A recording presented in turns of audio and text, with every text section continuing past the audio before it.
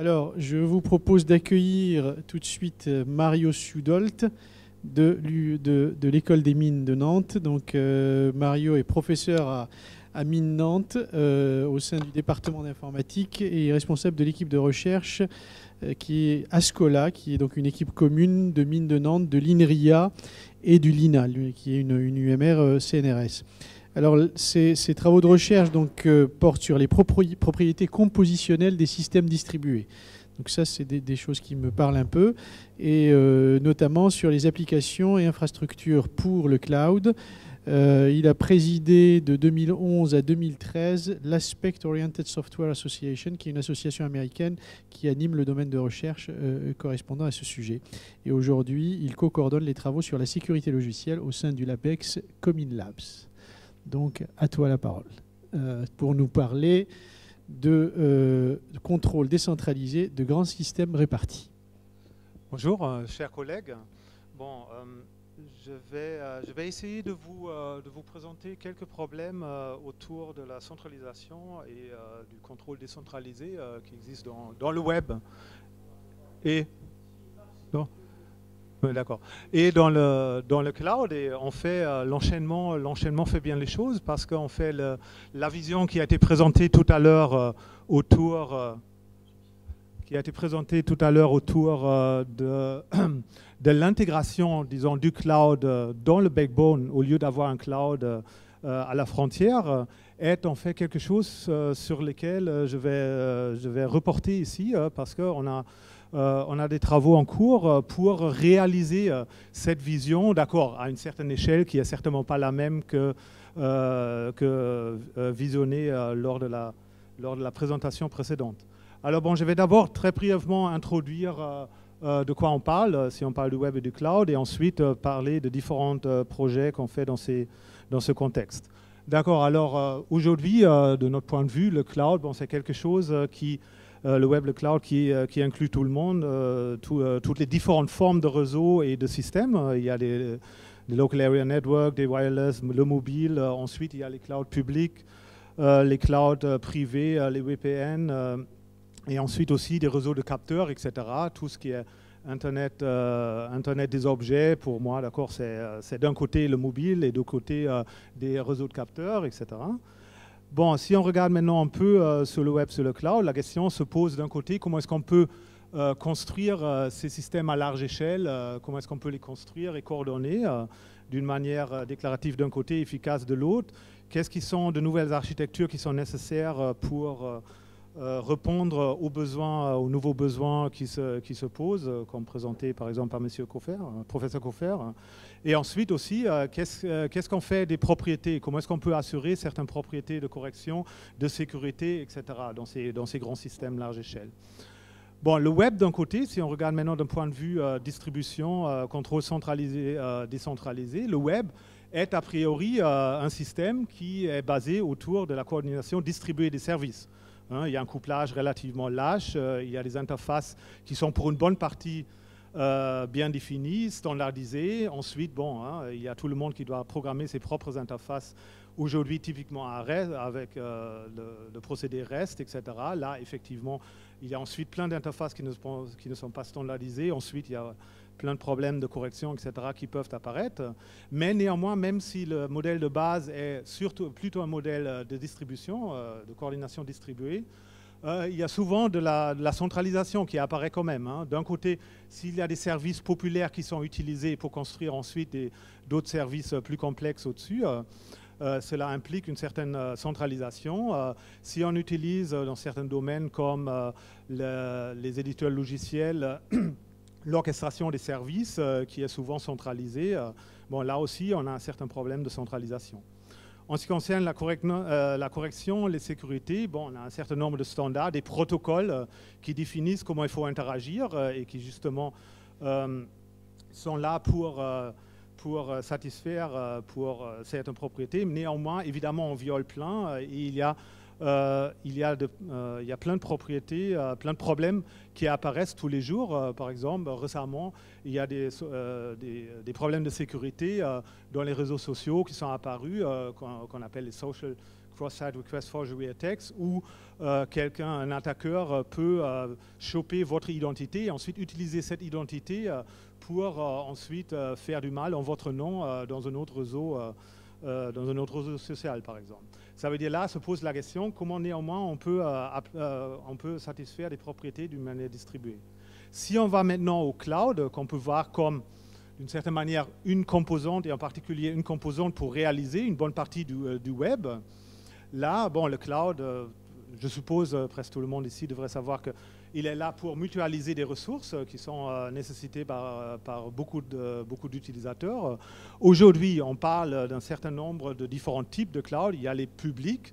Là, il y a les grands acteurs qui ont été déjà cités. Il y a quand même certains acteurs en France et en Europe qui sont un ordre de grandeur plus petit au moins, mais bon, hein, qui ont quand même un certain point. Ça veut dire que ce n'est pas comme si on ne pouvait pas utiliser du cloud en Europe. Ensuite, à part les clouds publics, aujourd'hui, on parle de cloud privé, de cloud communautaire et d'hybridisation entre ces différents clouds. À part ces différents types de cloud, ensuite, ils peuvent fournir différents services. Je ne vais pas aller dans les détails. Il y a au niveau du matériel jusqu'au SaaS au niveau des services.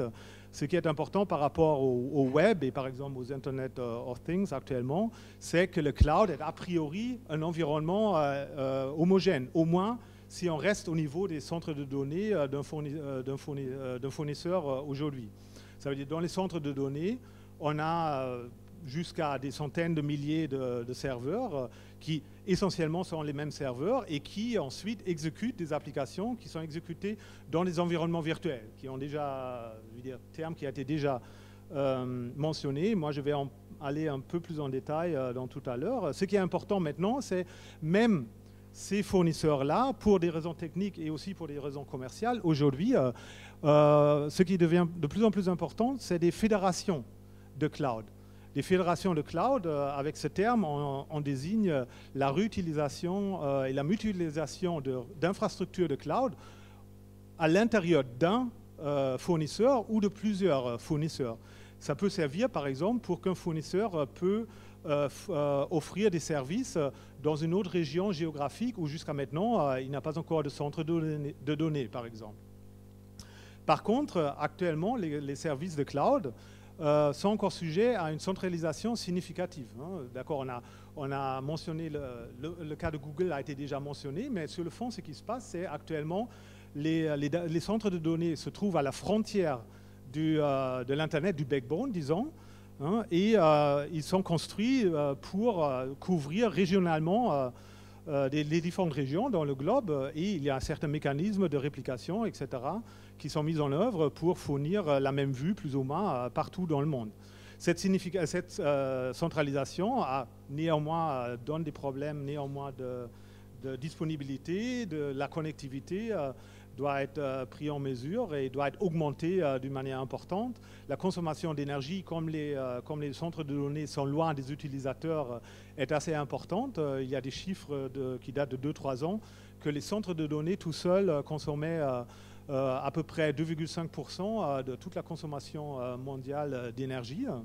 Et ce chiffre était censé augmenter. Et ensuite, évidemment, ça a été déjà mentionné, il y a tous ces problèmes légaux, hein, autour de la privacy, etc. Bon, alors globalement, si on résume un tout petit peu cela maintenant, même si aujourd'hui le web et le cloud ont été pensés a priori comme des infrastructures distribuées, il y a quand même encore des niveaux significatifs de centralisation, aussi au niveau des systèmes, au niveau des architectures pour les centres de données, et ensuite au niveau de l'implémentation, par exemple. Il n'y a pas encore des algorithmes, par exemple, pour le placement des tâches complètement distribuées qui conviennent dans les grands centres de données. Bon, maintenant, pour la deuxième partie de ma présentation, je vais juste parler de certains problèmes que nous avons approchés dans ce contexte. Et je vais commencer avec une initiative qui s'appelle Discovery, et où l'idée est justement de proposer et d'explorer la faisabilité d'une nouvelle architecture. Nouvelle architecture, c'est plus évolutif que révolution. une nouvelle architecture pour le cloud qui justement attaque ce problème qu'actuellement le cloud, les centres de données se trouvent à la frontière du backbone de l'Internet. Parce que l'idée est d'aller plutôt dans une direction de cloud coopératifs qui sont intégrés avec le backbone et où on peut, grosso modo, dans l'idéal, librement échanger des environnements virtualisés au gré des besoins des fournisseurs, des utilisateurs, etc. Bon, pour cela, il faut d'un côté attaquer la gestion autonome et coopérative d'environnements virtualisés. Là, il y a plein de problèmes techniques à faire. Et il faut voir comment résoudre ou s'il est déjà raisonnablement faisable d'exploiter ou de réaliser une certaine localisation, justement, qui ne consiste pas en des centres de données à la frontière de l'Internet. Alors, on a commencé, il y a une initiative qui est en cours, qui s'appelle Discovery, qui intéresse notamment Renater et Orange. Et dans cette initiative, l'idée est entre autres de regarder si on pouvait utiliser d'une certaine manière, si on pouvait intégrer d'une certaine manière du cloud dans le réseau Renater. Comment ça? Parce que si vous regardez sur cette illustration, ça c'est juste une illustration de l'état du réseau de Renater au 17 mai 2013. D'accord, ça c'est quelque chose qui est disponible par le web. Tout le monde peut avoir ces représentations au jour le jour. Et là, on voit qu'il y a quand même beaucoup de liens qui ne sont pas du tout utilisés à leur maximum. Il y a pas mal de redondance. Et ce réseau-là évolue en termes des points de présence. Hein. Ça veut dire il n'est pas actualisé partout à la même vitesse, etc. Mais il y a des nouvelles infrastructures qui sont ajoutées ici, là. Et finalement, toutes ces propriétés-là sont assez utiles pour finalement envisager une version d'un cloud qui est beaucoup plus localisé, beaucoup plus proche des utilisateurs. Parce que ce qu'on pourrait faire, en fait, de déploiement de l'infrastructure beaucoup plus proche des utilisateurs en fonction des hubs qui existent déjà dans le réseau, utiliser les ressources qui ne sont pas encore utilisées et en conséquence, par exemple, ajouter des serveurs dans les nœuds où il y a encore du réseau disponible, etc. Ça veut dire, ça c'est l'idée de cette initiative, ça veut dire vraiment d'explorer si une nouvelle architecture pour le cloud est disponible. Bon, ça c'est au niveau architectural.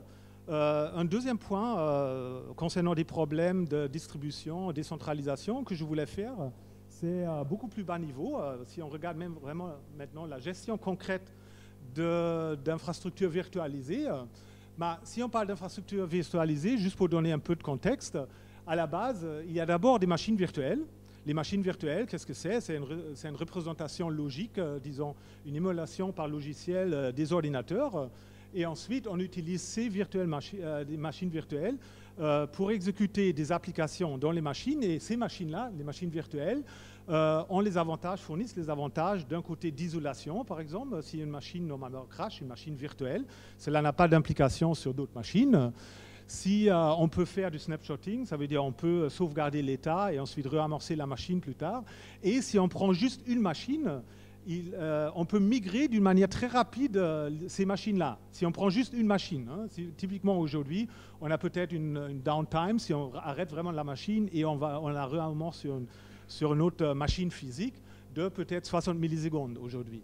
Ça, c'est pour une machine. Par contre, il y a un grand problème aujourd'hui qui est comment gérer la migration de plein de différentes machines virtuelles.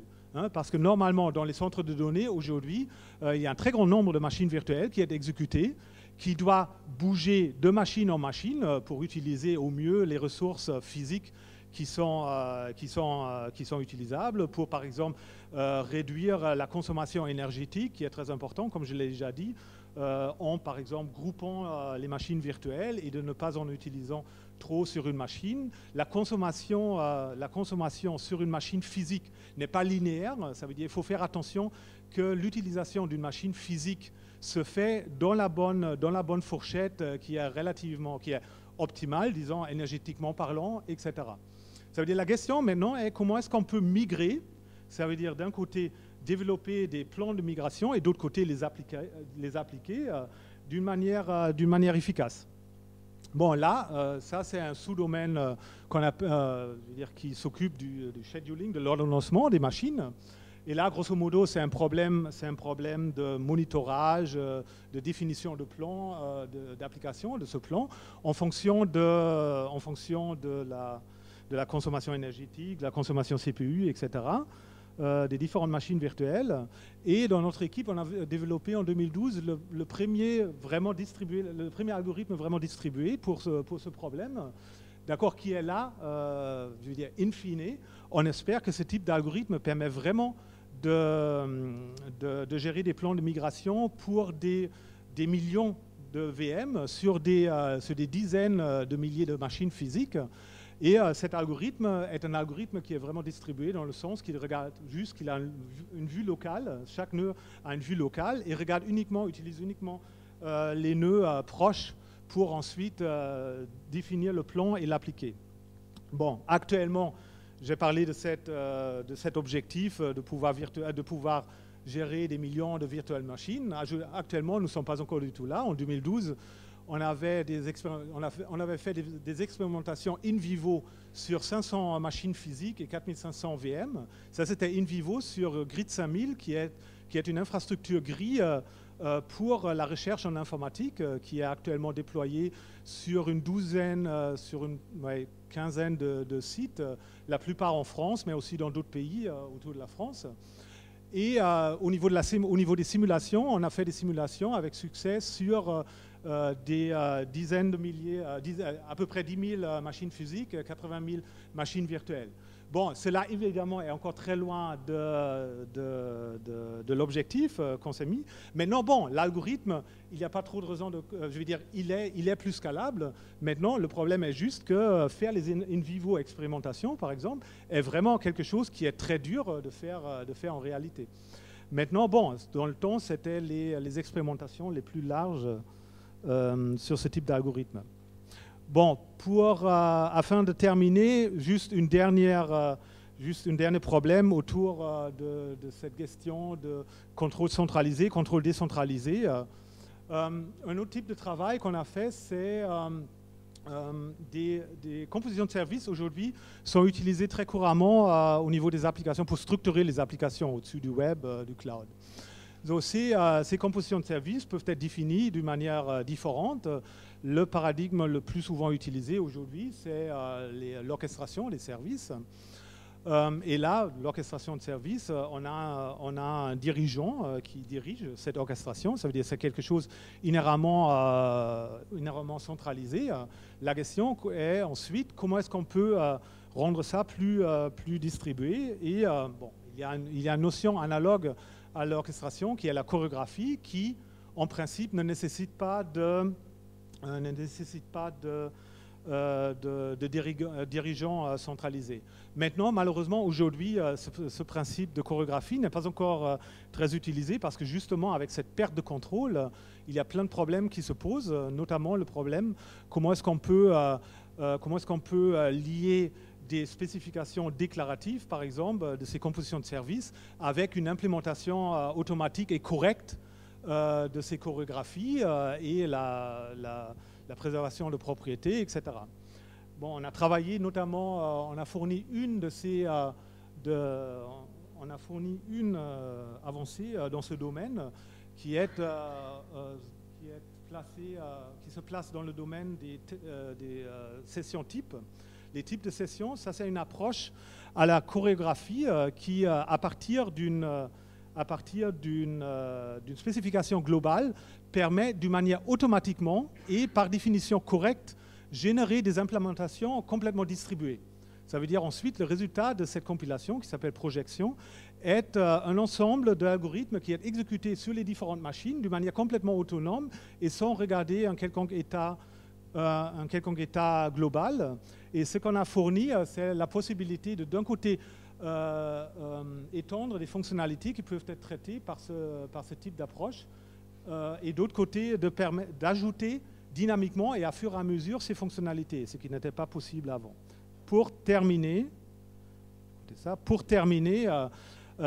si vous devrez garder quelque chose de cette présentation, je vous propose de garder 3 points. Premier point, qu'il y a aujourd'hui dans le web et dans le cloud, qui a priori est vu par beaucoup de gens comme des infrastructures distribuées, qu'il y a toujours des problèmes de centralisation à différents niveaux, au niveau de l'architecture, au niveau des implémentations.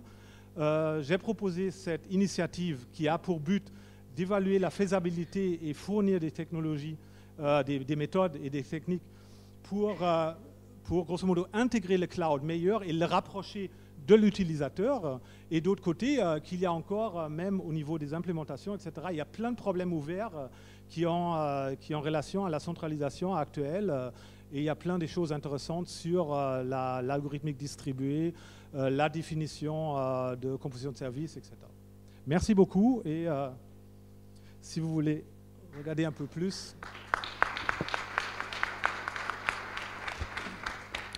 Merci. Je vois, il y a déjà des mains qui se lèvent. J'aurais 2 questions, une qui va dans ce sens et l'une qui va dans le sens contraire. Celle qui va dans le sens contraire, mais le principal acteur du monde du CRM au monde de SaaS, Salesforce, n'utilise pas de machines virtuelles. Est-ce que c'est absolument une nécessité de virtualiser ça? Ça serait une première question. Peut-être que je pose la deuxième parce qu'elles sont liées. Et après, quand on dit les machines virtuelles, c'est très intéressant parce qu'il y a la mobilité des machines virtuelles. Et donc, on va faire de la burstiness. On a un cloud privé, on va burster sur un cloud public. L'hétérogénéité existante aujourd'hui fait que cela n'est pas vraiment possible sur le terrain. Et donc, l'intérêt de tout ce qui reste à faire. Bon, par rapport à la première question, on a travaillé assez souvent avec SAP. Et bon, SAP, ils ne sont certainement pas un champion du cloud, hein, ça c'est clair.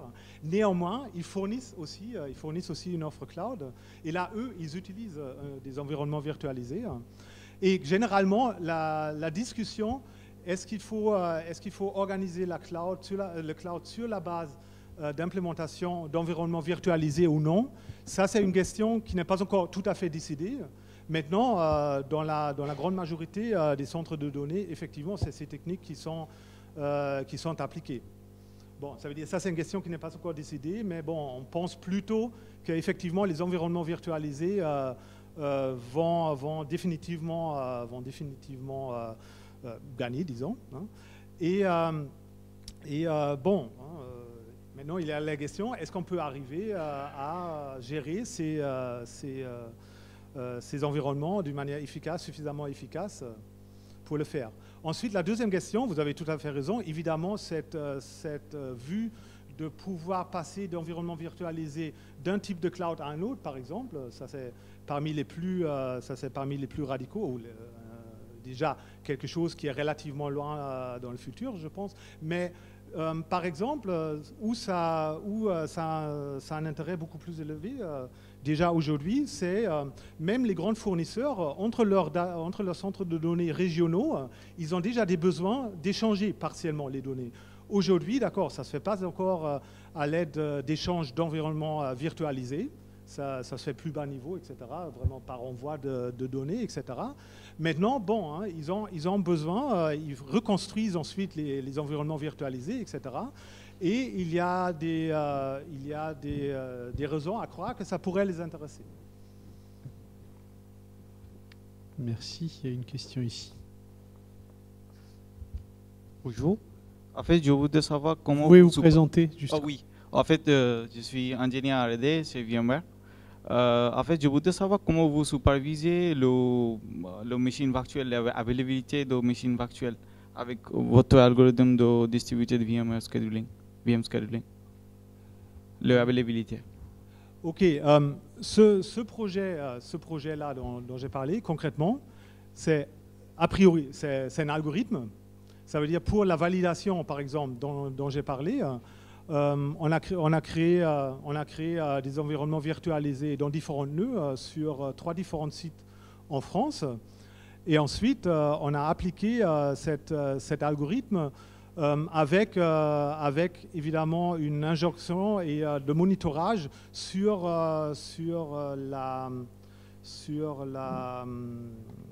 l'utilisation des ressources sur les différents sites, etc. Et ensuite, on a laissé tourner l'algorithme complètement automatique. Ça veut dire là, si vous parlez de gestion dans le sens, est-ce que vous avez des outils de plus haut niveau ensuite de pouvoir influencer, par exemple, l'algorithme, etc. Là, ça faisait pas partie de ce travail-là. Maintenant, dans l'équipe, il y a aussi quelques-uns de mes collaborateurs, et on travaille avec d'autres gens de l'INRIA, etc., qui travaillent sur ce type d'outils-là. Il y a là, partiellement, c'est des outils qui sont intéressants d'un point de vue de la déclarativité de la description. C'est par exemple des techniques de programmation par contrainte qui sont utilisées. Mais dans ceux-là, jusqu'à maintenant, il n'y a pas encore manière de vraiment les mettre à l'échelle. Par contre, partiellement, d'autres outils utilisent juste des heuristiques, etc. Et ceux-là, ils passent à l'échelle. Ensuite, bon, la gestion globale n'est peut-être pas optimale par rapport à l'algorithme qui tourne d'une manière sous-jacente. Merci. Il y a une question de Jamal. Ouais, je ne suis pas sûr d'avoir très bien compris la question. La question était au sujet des machines virtuelles. Oui. Je suis là. C'est Jamal Zeglash. Mais typiquement, une machine virtuelle, quand vous la déployez, soit les éléments de monitoring associés, soit on lui associe une sonde et on laisse remonter l'info. Donc on sait si elle est disponible ou pas. Et on sait si elle a besoin d'élasticité ou pas. Et quelque part, on a l'ensemble de ses caractéristiques et c'est tout son contexte qui va bouger si elle bouge. Donc je pense que c'est ce que vous devez faire. De toute façon, il y a bien une sonde. Oui. Bon, l'algorithme, évidemment, il y a du monitoring sur les nœuds. Oui. Et ensuite, le problème que résout l'algorithme d'une manière distribuée est le problème de gérer, par exemple, une centaine de différentes machines virtuelles qui ne peuvent pas être exécutées sur les nœuds respectifs. Oui. Et maintenant, comment est-ce qu'il faut que je déplace ces différentes machines virtuelles ? On les déplace et qu'on les mette ailleurs. Oui, par contre, donc il faut juste l'alimenter avec les paramètres qui remontent. Quoi, par contre, ensuite, comment j'avais compris la question, des outils de gestion au-dessus permettent, par exemple, d'exprimer des relations du type telle et telle machine ne devrait pas être colocalisée avec une autre machine. Ça veut dire ça, c'est des contraintes qui sont indépendantes de ou au moins pour une partie, indépendant des données de la machine physique comme monitor, etc. Ça, c'est des contraintes à associer avec le placement optimal. Il faut interdire ce déplacement qui ne sont pas autorisés, c'est tout. Oui, effectivement, c'était de ces outils-là dont j'ai parlé, effectivement. Très bien, merci. Je vous propose de nous arrêter là. Moi, j'avais aussi une question, mais je vais me censurer. On va en parler après. D'autant que, je veux dire, il y a quelques semaines, on a eu un autre workshop, un autre séminaire. On avait une table ronde qui se posait la question de savoir si le cloud était un buzz technologique, un marketing de la recherche, où il y avait réellement une véritable avancée scientifique sous-jacente au cloud. Bon, là, j'ai l'impression qu'il y en a quand même, donc d'après ce que j'ai perçu. C'est-à-dire que ce n'est pas juste des choses qu'on faisait avant et qu'on a renommé, qu'on a appelé cloud maintenant. Donc ça, c'était ça la question qu'on se posait. Merci beaucoup. Je propose d'applaudir quand même Mario pour le remercier. Voilà. Et